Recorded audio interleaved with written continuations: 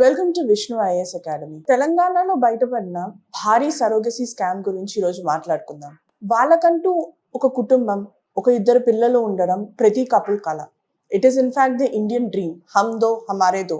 ఇలాంటి ఒక ఎమోషన్ ని పట్టుకొని ఎంతో రెస్పెక్టెడ్ పొజిషన్ లో ఉన్న గైనకాలజిస్ట్ ని ఎలా మిస్యూజ్ చేసుకుంటున్నారో ఈరోజు మీకు తెలియబడతాను. సో సరోగసీ స్కామ్ ఏంటంటే, there are IVF clinics all over metropolitan cities.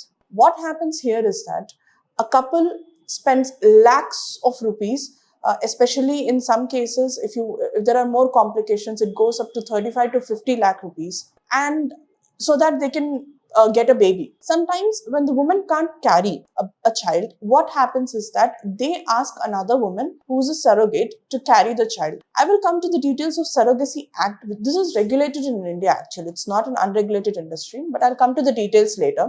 The surrogate mother is paid again to carry the child, and this child will be the biological child of the intended parents. Like these both intended parents, they take the sperm and the ovum of the intended parents and they conceive it in a petri dish via IVF procedures. It's called in vitro fertilization. And this group of cells is called blastocyst. This blastocyst is transplanted into a surrogate.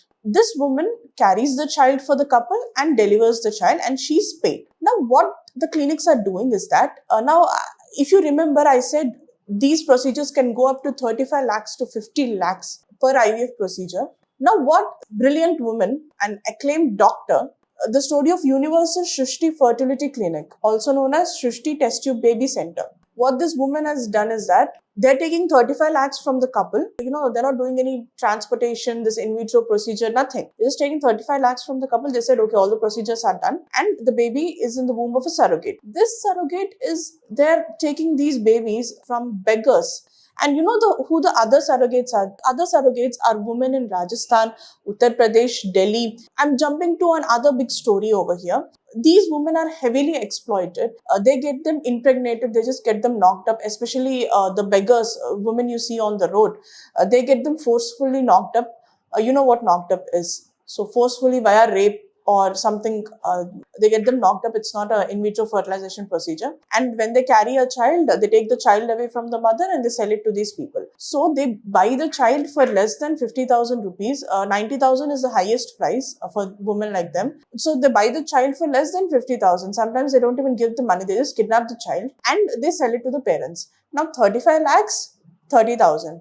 You know the difference. All this money these people are pocketing. This is the level of exploitation we are stooping to. This is the condition of medical ethics in this country. Now, here you need to understand what is Surrogacy Act. In the Surrogacy Act, government has brought regulations only to help these women who are being exploited. As I said, some women, they reduced women to chicken in a poultry farm.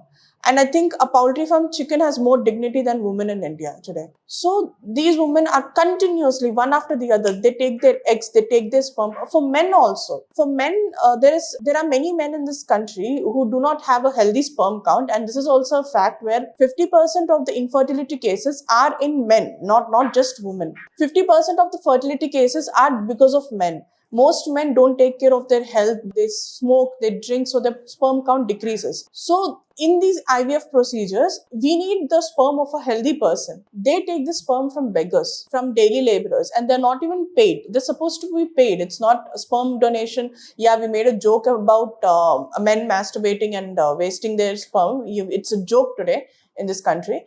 But they're not even paid the decent amount for their sperm. And the legal representation for the child, what if the parents will abandon the child? Whom will they go? The child is again pushed back into the system. They're taken as beggars. They're taken as, they're taken for illegal activity and all that stuff. To regulate all this, since this has become such a big problem, government has come up with the Surrogacy Act. So the Surrogacy Act is in effect since January 2022. It imposes only altruistic surrogacy, which is like a woman carrying the child should be married, should be with the child herself, and she should be somehow related to the couple. An elderly woman above certain age, an elderly woman, and she should be completely aware of the process. There is a process of counseling. There is a process of, they made sure that another innocent woman doesn't have to sell her womb to get some petty cash, that too. Yeah. Also, there is another problem of taking eggs from the woman.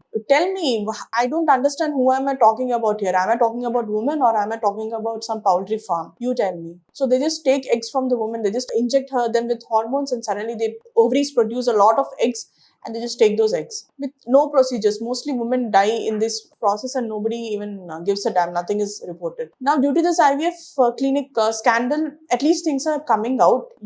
Something as pure as a mother child bond, as pure as creating life, we have degraded it so much. We have made it into a cheap business where you can pocket the difference. So this calls for not just medical ethics, it calls for dignity of women. Here, the woman is just treated as an incubator, that's it, an oven, if I can use the word, that's it. And also, where is the dignity of men over here? The beggars sperms they're taking, they're forcing them to masturbate because yes, it's a joke again, and their sperm is being taken and being used for all sorts of activities. Again, what will happen to the child if the IVF, if the intended couple, intended parents will abandon the child? You tell me the answers to all these questions. Thank you.